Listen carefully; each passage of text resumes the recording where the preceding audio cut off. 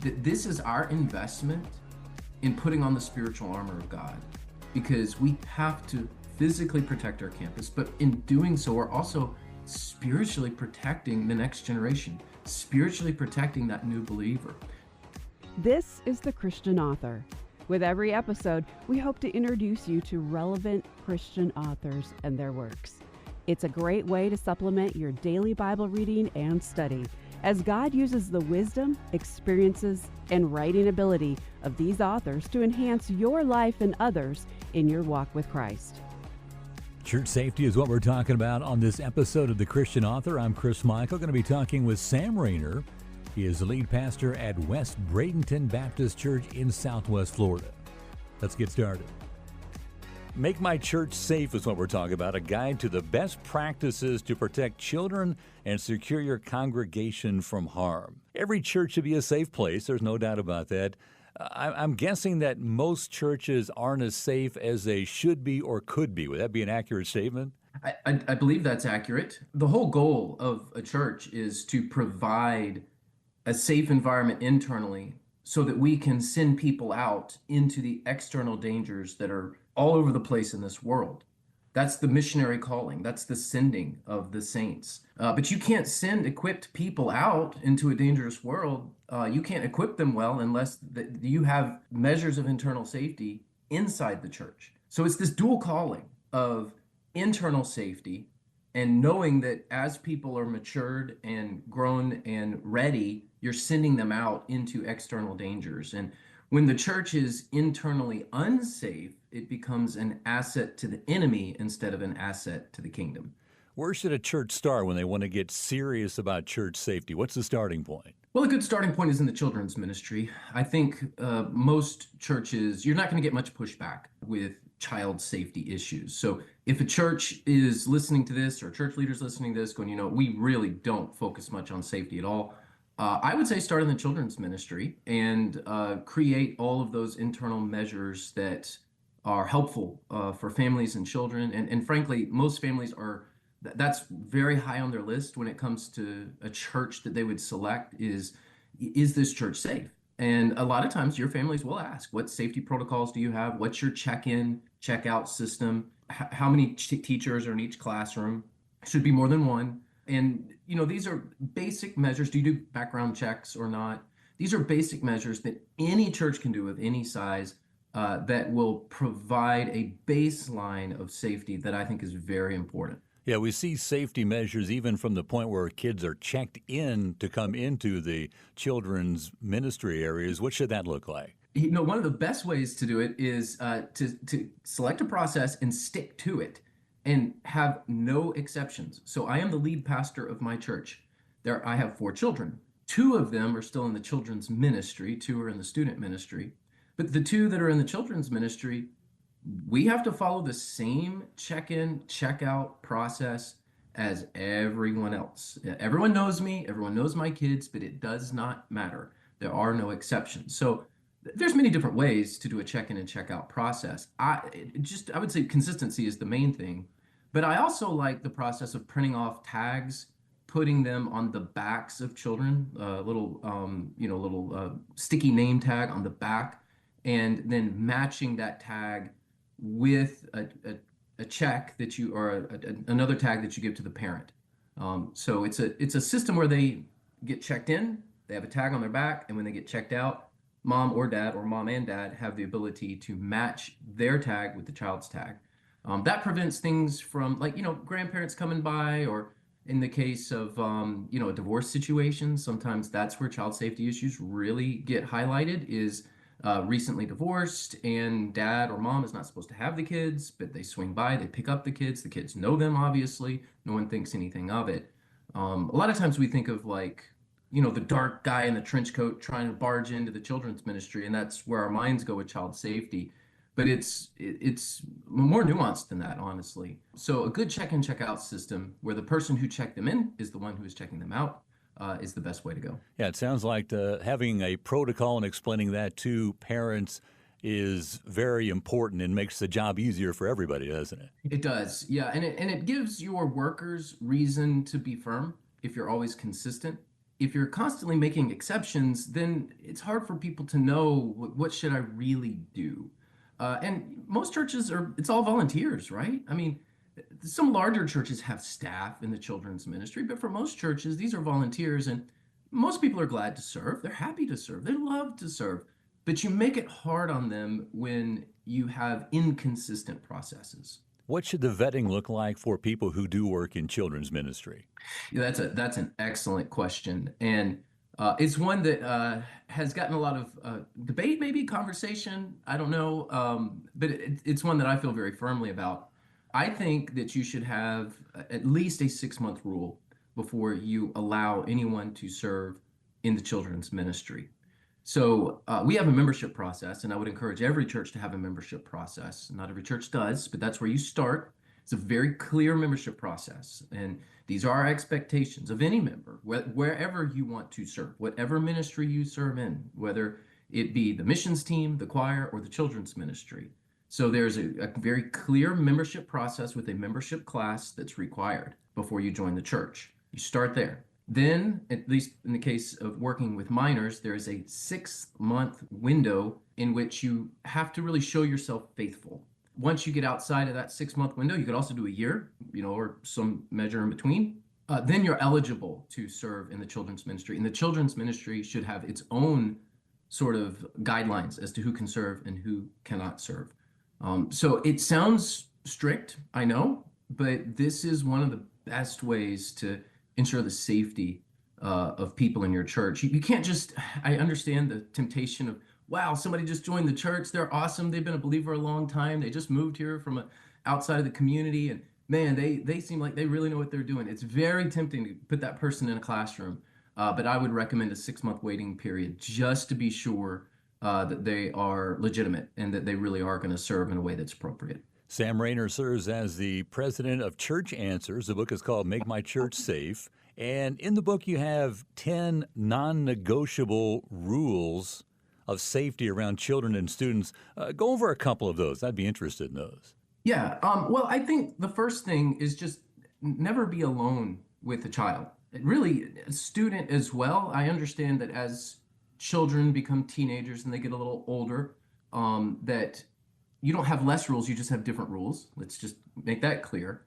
But when you're talking about a child, elementary age or younger, you should never be alone with a child that's not your own. And I think that's rule number one. That's the starting point. I recommend having background checks every year for everyone. I have a background check on me done every single year, even though I am the lead pastor. And I think that whatever ministry you volunteer in, whether it be children or students, there should be a one-on-one interview done with the team leader. It could be a staff person if you have a staff. It could be somebody who leads the children's ministry. But I think that one-on-one interview is also very important. So it's not just, hey, we got the background check, you're ready to serve. It's also, let's sit down and let's talk about why you feel called to serve in the children's ministry, why you feel called to serve in the student ministry. And one little tip that I found very, very helpful that parents seem to really love is our bathroom rule.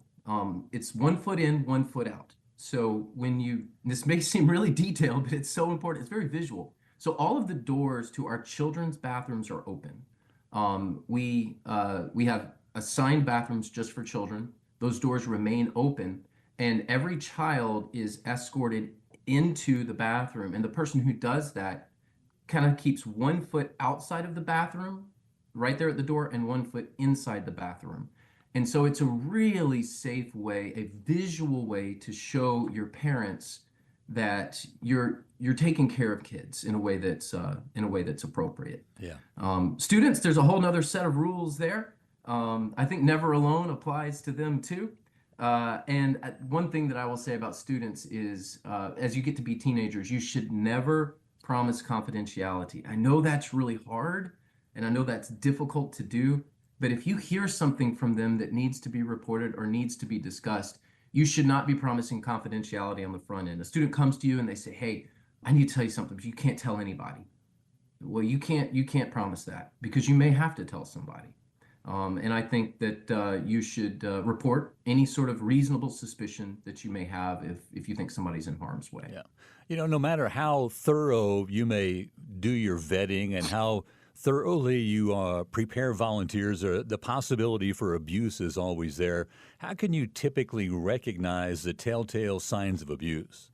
I think the first thing to do is just to get to know somebody really, really well before you start putting them in, key leadership positions. You know, there's things like there's some warning signs like entitlement. When somebody shows a sense of entitlement, somebody shows a sense of superiority. This is, I deserve your attention. Hey, I'm always right. I'm really concerned about that person. Duplicity, or somebody who doesn't want to follow the rules. Somebody who manipulates others. And we've all done this, right? So we're all guilty of some of these signs, some of these signals, because we're sinners, and we are people who don't always do everything right. But I think those are some of the ways that abuse can begin, and things that you should be on the lookout for. It didn't really dawn on me till recently. Let's just say growing up, I didn't think much about security and safety at church. And then all of a sudden, I noticed guys walking around with earpieces and walkie-talkies. And when did this trend kind of begin? Do you know? It's a fascinating point of discussion because this kind of began with technology. So it used to be that it was very expensive to put up cameras. It used to be that to have that kind of communication was cost prohibitive. But nowadays, goodness, cameras are quite inexpensive. Communication devices are relatively cheap. And I know that the costs can add up, particularly for a small church.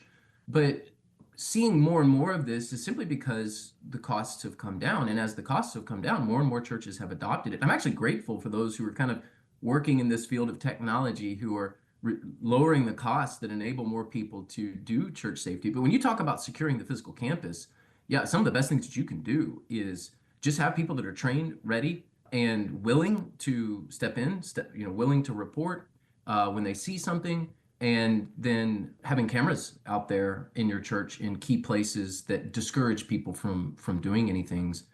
We have cameras everywhere in our church, and we make no apologies about that because we want to be able to identify problems before they happen, and then if they happen, to be able to deal with them. And if you're a church, you've got a target, and something will eventually happen. So you've got, a child's going to bite another child. Somebody's going to have a trip and fall incident. There's going to be something that happens in the parking lot.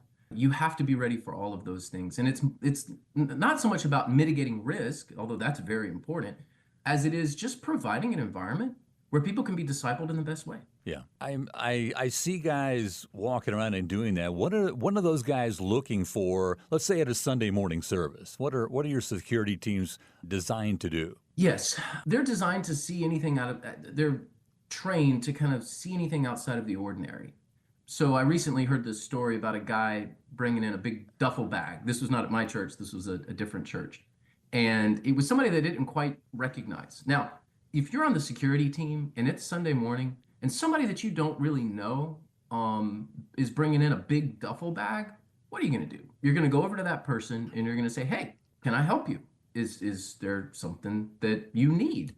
This person said, you know what? Yeah, I heard your church is taking donations for the local shelter, and I've got a bag full of items that I would like to give to the shelter. It's like, oh, okay.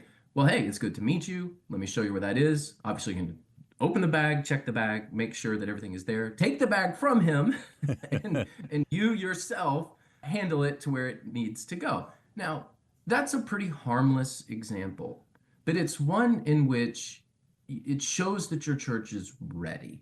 So it's really just anything outside of the ordinary. We had a story at my church. This happened at my church a while back. Our parking lot team noticed a child just wandering around.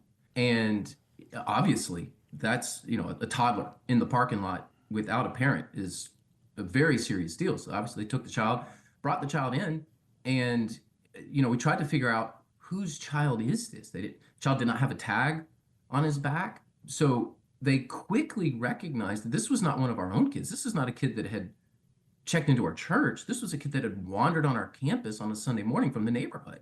And so obviously we sent people back out. We figured if this child is lost in the neighborhood, then parents are looking for him. And sure enough, they were. We were able to reunite child with parents. So here's a case of church safety impacting the neighborhood. We didn't do anything wrong. We'd done everything right. But because we had done everything right, we noticed that there was something off, something wrong. In this case, it was a child who had wandered away from his house, and our team was able to find the child, locate the parents, and reunite the child. And again, that may seem like a small thing, but let me tell you, it was not small to those parents when they thought that their child had wandered off or gotten kidnapped or whatever they were thinking in the moment. They were in a panic stage, and boy, they were glad. Particularly mom was glad to see her son again. Yeah, Chris Michael talking with Sam Rainer. He's got a book called Make My Church Safe, a guide to the best practices to protect children and secure your congregation from harm. You know, I've seen larger churches with an actual police presence, law enforcement hired to protect security detail. How does the church get to that point that something like that is required? Yeah, that's actually fairly uncommon for a church to have police presence. There's actually been some studies on that, and it's less than 1 in 10 that will. I'm kind of torn about this. I obviously think that police presence is certainly going to be helpful if something were to happen. But you also have to worry that you're talking about uniformed police officer as people are kind of coming into the church. I think most people would probably be okay with that, but there would be some who it might take them aback a little bit. And so if your church has gotten to that point and you believe that that's best, certainly many churches have police officers directing traffic. And that's always very, very helpful if you're in a spot where people need help getting out or into the church. But what we've done is we actually have some police officers who are members of our church, and we have trained them to be ready on a Sunday morning. And I say we've trained them, they've actually trained us to be ready on a Sunday morning should something happen. Not every church has police officers who are members, but in our case, it's good that they end up wearing their plain clothes, and they are very, very helpful to the security of our church. But if a church feels the need to have a police presence, I can't fault them for that. I would just say make sure that you do it in such a way that you're not sacrificing hospitality. Yeah. Everything may seem to be happening on a Sunday morning within the sanctuary while the actual service is going on, but what would you recommend be happening outside the sanctuary so the facility is safe and secure during that time? Yeah, well, that's the more volunteers, the better. So and by the way, the hospitality team, which is also your security team, that should be one of the largest teams in the church. And my goodness, I have encouraged churches so many times, do not cut your hospitality budget, do not cut your security budget. And to me, they're kind of one and the same, because people should feel safe as you are making them feel welcomed. So it's really hard to separate hospitality from security. Some will be better more on the security side. Our guys that kind of just walk the parking lot, boy, that's what they love doing. They don't necessarily want to have deep conversations with people. They're much happier just walking the parking lot. But they're all on the same team. And so I would say one of the best things that you can do is to have a lot of overlap between your security team and your hospitality team, and to train both of them in both areas, and make that team as big as possible with as many volunteers as possible.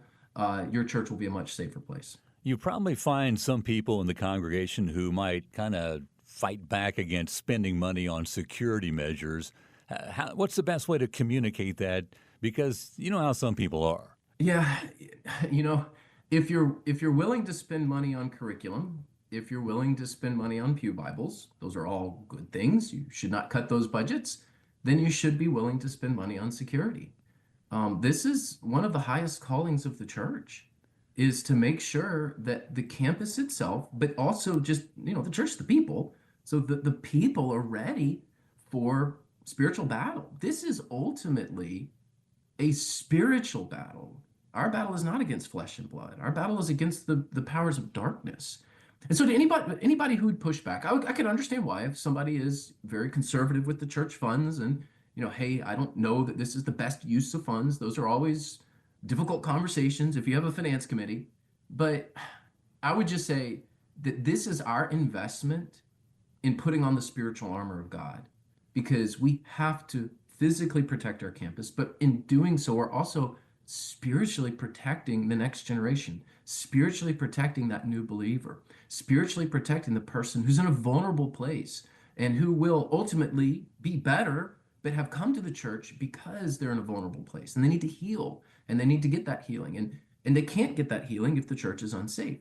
So I would push back on anyone that would not want to spend those funds and just say, hey, this is ultimately a spiritual battle, and this is one of the best investments that we can make. You talked about the value of having police officers as part of your congregation, and pastors have so much to do already. They've got so much on their plate. Would you want to assign somebody to be in charge of safety that could help organize and design something within the church? Absolutely. If your church has deacons, this is a great ministry for them. And that's what we've done at my church, is to put the deacons in charge of campus safety, life group safety. We call them life groups. Some churches may call them Sunday school classes. And our deacons are the ones that are the key leaders in this area. Now, they work with me, of course, and I'm able to speak into just about anything that they may be doing. But I do believe that it is wise for a pastor, whether you're a sole pastor or you're a lead pastor in a church with a staff, to assign a team to do this with a team leader. We talk about safety from those perspectives. How about health concerns, like having a defibrillator or identifying healthcare professionals within your congregation? Do you have any take on that as well? Yeah, and this is an appreciated part of church security, is the emergency response side of things. And by emergency response, I mean somebody is having some sort of health issue. And honestly, as congregations age, and most congregations are aging, this becomes more and more important. And we tend to think about church safety with children, and for obvious reasons, but you should also not neglect church safety with the elderly people in the church. At the time of this recording, you and I are talking. We just had an incident yesterday at my church where somebody fell where the elevator was, and it was an elderly woman and she needed some help. And thankfully, our people were ready to help. But you should absolutely have everything up to date in your church when it comes to defibrillators, or any other device that will help people, and make sure that you train your hospitality people on how to use those devices and you have somebody on campus who is ready to use them. But the average age of a church member is right around 60 years old in the United States. So this is only going, and that's expected to go up. So this is only going to become more and more important. Absolutely, let's care for kids and students, but let's also make sure that we're looking out for the elderly. Simple things such as trip and fall, making sure, places where they may trip and fall, making sure that you're ADA compliant in your bathrooms. Those are all very important issues. Are pastors being more trained these days in seminary to secure their churches? I wish. I don't think so. I don't lead a seminary, so I can't speak from my own personal, except for my own personal experience. And no, this was not something I learned in seminary. This is one of the reasons that I wrote the book, is because people are not being trained. And if you go to makemychurchsafe.com, we've got a whole resource around this for pastors to help them get their church better equipped. So no, I don't think seminaries are addressing this issue the way that they should. I wish they would, but that's why I wrote the book, and that's why we have our Safe Church training resource at Church Answers. Yeah, that's probably a good idea. So maybe you could teach the course for them in some of these seminaries. That'd be a good idea. Hey, I'd love to. If you're somebody who leads a seminary and you want me to come teach, I'm more than willing to do that. How about making a yearly assessment? Is that a good idea, just to go over the safety issues in the church? How often should you do that? I just got an email this morning from my team leader in the children's ministry sending me revised processes and procedures for our evacuation and shelter-in-place situations. So yes, every year do an audit of all of your safety procedures. I would include your bylaws every couple of years as well as a church, because they tend to need to be revised periodically too. But every policy and procedure that you have should have eyeballs every year. You may tweak something. There may be years where you don't change anything, but at a bare minimum, you are making yourself familiar with the processes that you yourself have set up, and you should be sending those to all of your volunteers as well to remind them of what is expected of them. Sam Rainer is our guest, president of Church Answers, the author of Make My Church Safe. I'm sure a lot of churches put a lot of effort and resources into Sunday mornings. Are midweek services, do some churches tend to slack a little bit on those things? I hope not. We have midweek services at my church, and they are very well attended. And sometimes we can have more children on a Wednesday night than we do on Sunday morning. So, if anything, you should have the same processes and procedures on a Wednesday night service as you do a Sunday morning service. Consistency is key. Your parents will wonder if you have high security on Sunday and low security on Wednesday. That's not a very good practice. Yeah. I'm sure that a lot of churches, they're concerned about the church service and the children's ministry and all the things that are happening then. But then people leave the church in the parking lot, and that can be a very unsafe place, can it? Yeah, parking lots certainly can be. It's good. I mean, very practical things like just have your lot striped, have the directional arrows pointing in the right way. Make sure guest parking is very clear. I would also, if you have a lot of families, you might want to add in pregnant mom parking too. That's always a good thing. So you can show signs of safety in something as honestly as boring as a parking lot. I think that that's where safety begins as people come onto the campus, and parking lots usually the first place where they start. Make My Church Safe. It's a guide to the best practices to protect children and secure your congregation from harm. Glad to talk with Sam Rainer today. Chris Michael on The Christian Author. The content of the program is merely for informational purposes and is not an endorsement of the author or their work.